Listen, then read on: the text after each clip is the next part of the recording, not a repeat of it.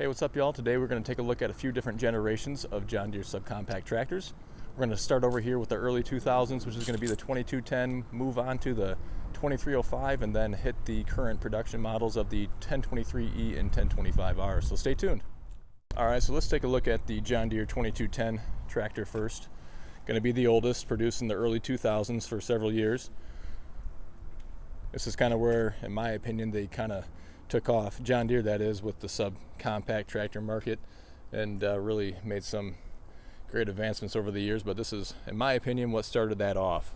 You know, there were other models clearly before this,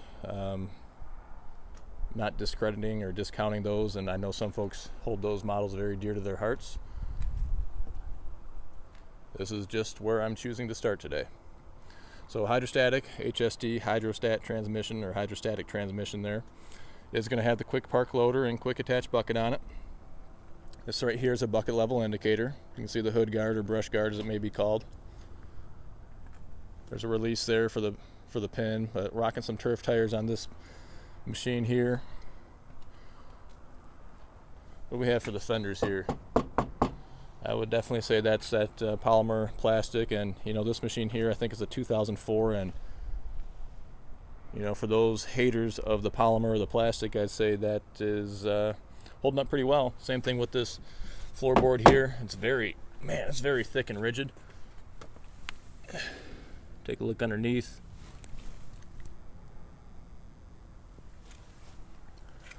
Got your mower deck cut adjustment there in the middle of the floor. Still have some standard features here with the rate of drop, or what do they call it? Speed of drop, maybe sometimes as well.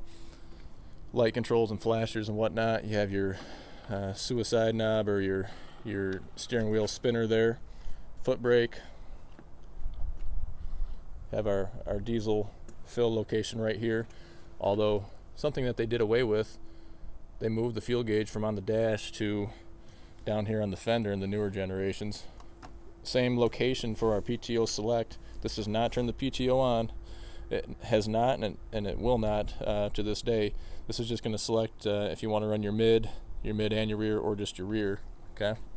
Still a category 1 3-point hitch and 540 RPM rear PTO. You have your hitch plate there. Not much of a design change even with the current stuff. Folding ROPS also is nice. You will see this is really the only seat option on here. Terrible suspension, pretty much non-existent. Still does have safety switches to turn the glow plugs on, to engage them. You can either pull out the PTO knob before you turn it on. You'll see these lights. I'll turn it on and it'll dim. See that there? It's kind of hard. You can see it right away. It dims though. That's engaging the PTO, or the glow plugs, I should say. Or you can move this into range as well. You still have high and low over here. 4-wheel drive is that orange lever down there. Look at this fender too, still very clean. You can tell that they took good care of this tractor also, but there's no breaks or cracks or fading or marring. See what this hood is here. This hood is definitely metal though, okay? See a little scratching there. And this is what will happen on metal hoods. It's to be expected. This is pretty light and minor though right here. A little wet out here today.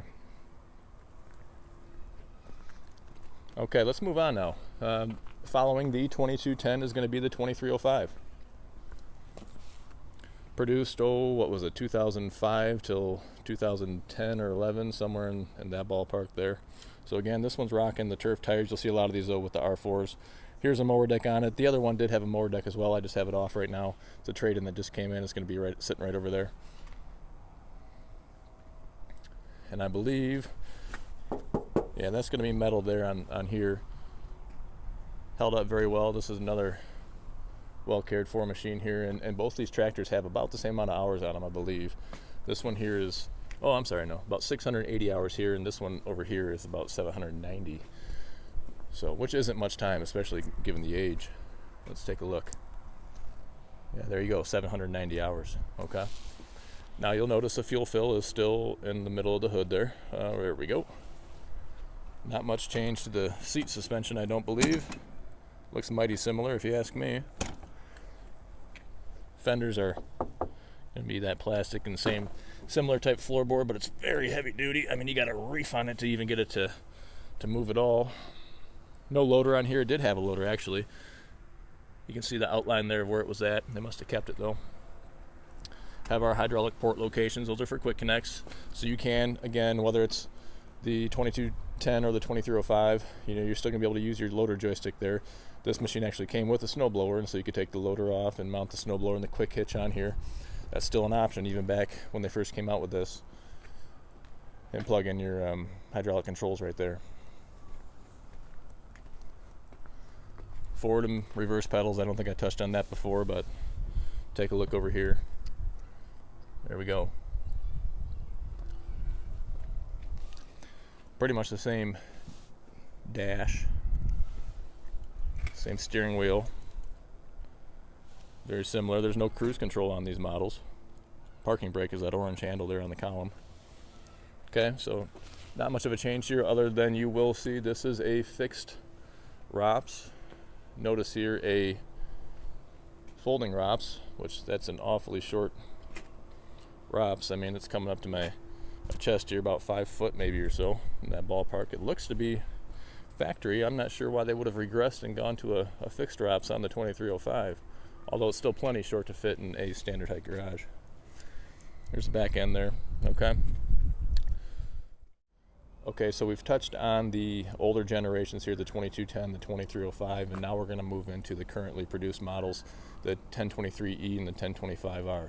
And now I don't want to hit a ton of highlights on here because I do have a video specifically featuring a 1023e and a 1025r and comparing what those differences are, but we'll just touch some of the main highlights, which are going to be updates to the styling itself of the tractor. You're going to have an option, a base option that includes a drive over mower deck there. That's going to be a standard feature now versus the deck you have to slide in and out from the side over there in the previous generation.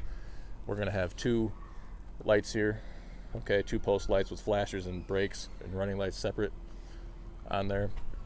Now the 1023e is still going to have that base suspension, okay, but the 1025r, it's going to have armrests on there, which is nice, a much better suspension seat, work lights that are standard, tilt steering that's standard, cruise control, that little black thing there, that's standard. Now they have removed the fuel gauges for whatever reason. You can see it on the fender there, but they've also moved the fuel fill to a better location in my opinion. Same thing on both models. No cruise control here, no tilt steering though, okay? Again, I don't want to touch too much on the differences between these two models. Check out that other video, the John Deere 1023e versus 1025r for that. Horsepower changes are slight. 25 horse nominal, 23 horse nominal, 24 and 23. Those are nominal. It might be 23.2 or 24.5, that kind of thing, but I'm not concerned about a partial horsepower in most cases.